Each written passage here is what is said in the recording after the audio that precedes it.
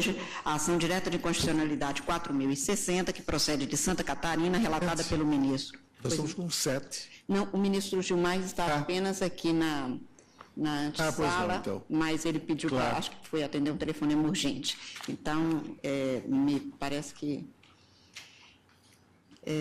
relatado, portanto, pelo ministro Luiz Fux, sendo requerente a Confederação Nacional dos Estabelecimentos de Ensino, CONFENEM, e interessados o governador daquele estado de Santa Catarina e também a Assembleia Legislativa, sendo que, neste caso, há pedido de sustentação oral. Ministro Luiz Fux, Vossa Excelência tem a palavra inicialmente para o relatório. Na sequência, então, eu daria a palavra ao nobre advogado. Está com a palavra Vossa Excelência. Senhora Presidente, ilustre representante do Ministério Público, senhores ministros, ilustre advogado que assumiu a tribuna, senhores presentes, vou fazer uma síntese do caso que é perfeitamente compreensível e vai viabilizar a sustentação oral, que é pela Confederação Nacional, né? Não, pelo Estado. Pelo Estado. Senhor Presidente, cuida-se de ação direta de inconstitucionalidade ajuizada pela Confederação Nacional no estabelecimento de ensino CONFENEM em face das alíneas A, B e C do inciso 7º do artigo 82 da Lei Complementar 170 de 98, de 7 de agosto de 98 do Estado de Santa Catarina, por suposta ofensa ao artigo 24, parágrafo 3º da Constituição Federal e também do artigo 25, de forma indireta, na medida em que se alega uma infração da competência legislativa do município, em razão da competência firmada pela Constituição Federal. A lei, o dispositivo impugnado, dispõe o seguinte: o Plano Estadual de Educação articulado com os planos nacionais e municipais será elaborado com a participação da sociedade, ouvidos os órgãos colegiados de gestão democrática, incluindo o Fórum Estadual.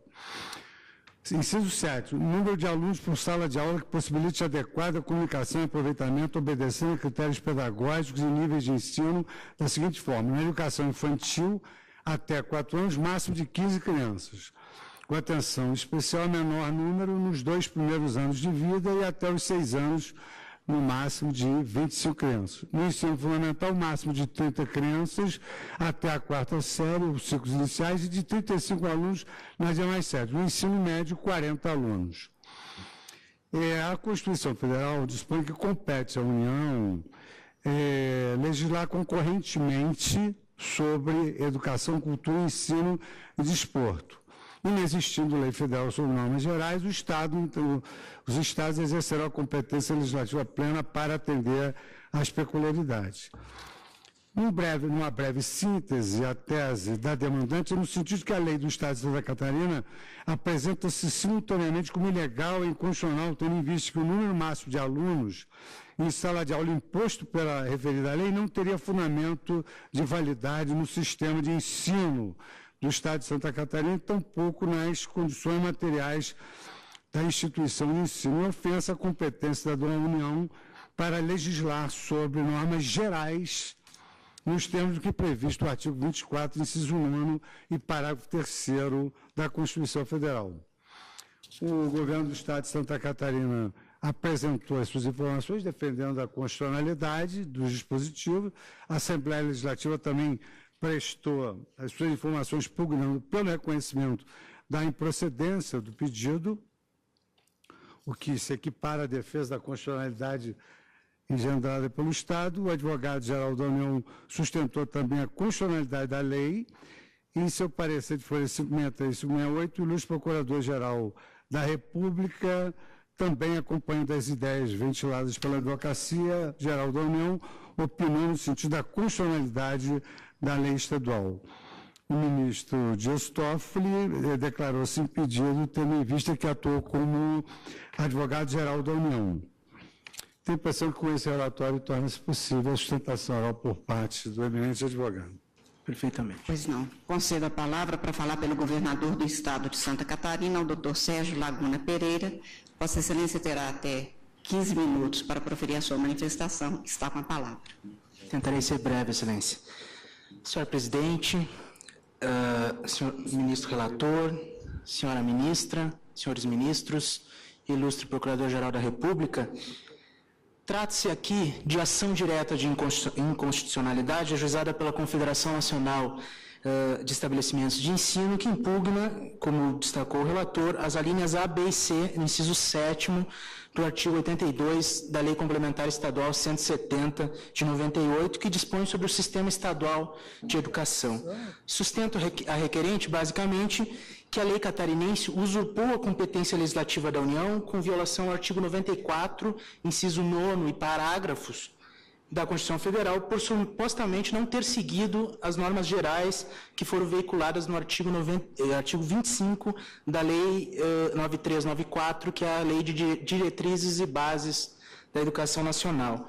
Aduz a requerente que a lei estadual, ao fixar o número máximo de alunos por professor para cada nível de ensino vinculados ao Sistema Estadual de Educação, a lei estadual deixou de observar a diretriz veiculada na lei federal, que determina que a fixação da proporção adequada de professor e aluno deve levar em consideração as condições materiais de cada estabelecimento.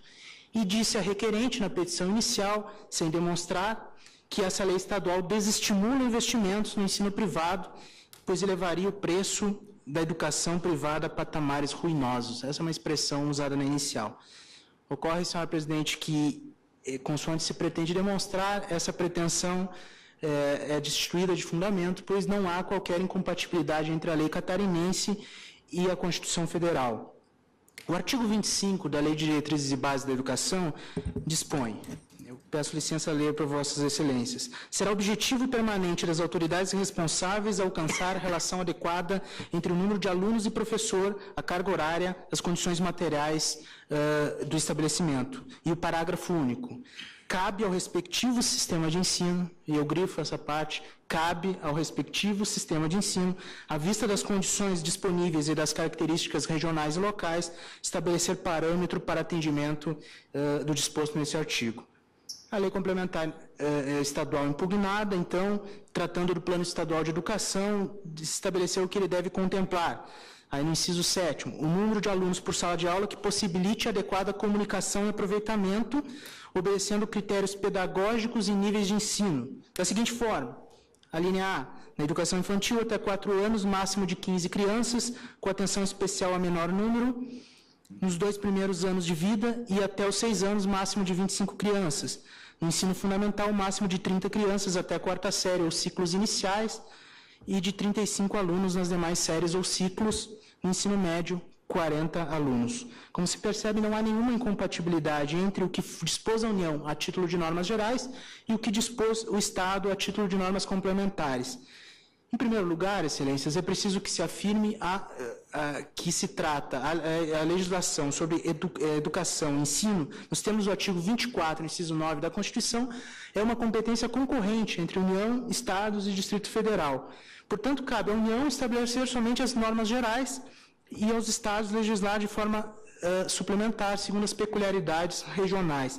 Em segundo lugar, embora o ensino seja livre à iniciativa privada, e isso vem previsto no artigo 209 da Constituição, o mesmo dispositivo constitucional prevê a necessidade das instituições privadas respeitarem as normas gerais da educação nacional e, obviamente, aquelas pertinentes ao respectivo sistema de ensino ao qual estão vinculadas. No caso dos autos, a LDB dispôs que deve ser objetivo permanente das autoridades responsáveis alcançar a relação adequada entre o número de alunos e professor, e que cabe a cada sistema de ensino, essa expressão da lei, à vista das condições regionais e locais, estabelecer os parâmetros para tanto. Daí porque o Estado de Santa Catarina, no exercício legítimo de sua competência legislativa concorrente, estabeleceu esses parâmetros. E não existe qualquer usurpação da competência legislativa. Convém ressaltar que não se trata aqui, como propriamente indicou a requerente na inicial, de verificar hierarquia entre a lei federal e a lei estadual. Não há essa hierarquia. O que se deve perquirir é acerca dos âmbitos materiais de competência da lei federal para normas gerais e da lei estadual para a legislação suplementar. Senhora Presidente, quando a LDB se refere a condições materiais do estabelecimento, ou condições disponíveis e das características regionais e locais, ao contrário do que afirma a requerente na inicial, ela não está se referindo apenas aos recursos audiovisuais ou de informática, que, segundo a requerente, poderia facilitar a comunicação do professor com um número maior de alunos em sala de aula. A intenção da LDB, me parece, é referir as condições regionais de atendimento à demanda por profissionais da educação. Não faria sentido a lei federal estabelecer, ignorando as peculiaridades regionais, um número abstrato, ideal de alunos em cada sala de aula, considerando a diversidade que há em nosso país. Se isso fosse feito, ou a lei viraria letra morta, porque em alguns locais não seria possível atender esse comando geral, ou se estaria se a intenção fosse observar rigorosamente esse preceito, se estaria criando obstáculos ao acesso à educação, né, pois não seria possível, em alguns locais, viabilizar uma menor relação entre professores e alunos. Daí porque a LDB, acertadamente, remeteu essa definição a cada Estado, haja vista que os Estados e o Distrito Federal, considerando as suas peculiaridades regionais, têm mais condições de chegar na minúcia. De qualquer modo, Excelências, no caso dos autos, a lei não estabeleceu um número fixo de alunos por professor em sala de aula, estabeleceu apenas a proporção máxima, conferiu ampla liberdade pedagógica para que, à luz das condições materiais e de recursos humanos, possam os estabelecimentos, segundo os seus projetos pedagógicos, se eles recomendarem ou exigirem, estabelecer uma proporção diferente. O que está em questão aqui, senhores ministros? É a usurpação de competência legislativa da União? É com isso que a entidade autora está preocupada? Certamente que não. O que está em questão são interesses econômicos de estabelecimentos de ensino privados que objetivam a enturmação de alunos e, em decorrência disso, a maximização dos lucros, ainda que com alguma dose de sacrifício da qualidade do ensino. A intenção desses estabelecimentos de buscar o lucro é plenamente legítima, pois a Constituição garantiu uma prestação de ensino pela iniciativa privada. No entanto, é igualmente constitucionalmente legítima a atuação do poder público para a fixação de parâmetros mínimos para a prestação do ensino formal. E é isso que o Estado de Santa Catarina busca fazer no âmbito do seu sistema estadual de educação. Relação do número de alunos por professor é um importante critério, parâmetro de aferição da qualidade geral de ensino. Esse parâmetro tem sido utilizado em inúmeros estudos no Brasil e no exterior em relação à qualidade do ensino. Eu cito um exemplo aqui da Organização de Cooperação para o Desenvolvimento Econômico, que é um organismo internacional que nasceu na Europa, hoje congrega 34 países, a maioria deles tidos como desenvolvidos, e ela publicou em 2014 um relatório chamado Olhares sobre a Educação 2014. E esse relatório traz esse parâmetro e demonstra que a relação entre o número de professores e alunos em cada país está diretamente relacionado com os resultados em relação à qualidade do ensino, e isso fica evidente em países como Austrália, Finlândia, Luxemburgo e Noruega.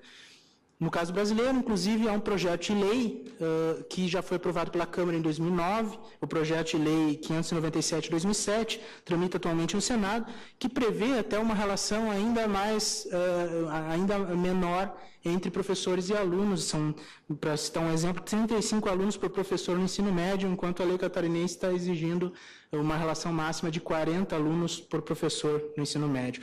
Por tudo isso, o que se pede é que seja respeitado o âmbito de conformação legislativa do Estado-membro, em respeito mesmo ao princípio federativo, pois a lei estadual impugnada não invadiu a esfera de competência da União, assim como não desbordou qualquer limite de razoabilidade na fixação do limite de alunos por professor.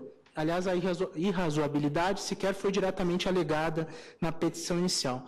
São essas as razões pelas quais, senhor presidente, o governador do Estado de Santa Catarina, neste ato representado pela Procuradoria-Geral do Estado, pede a vossas excelências a improcedência da ação. Agradeço.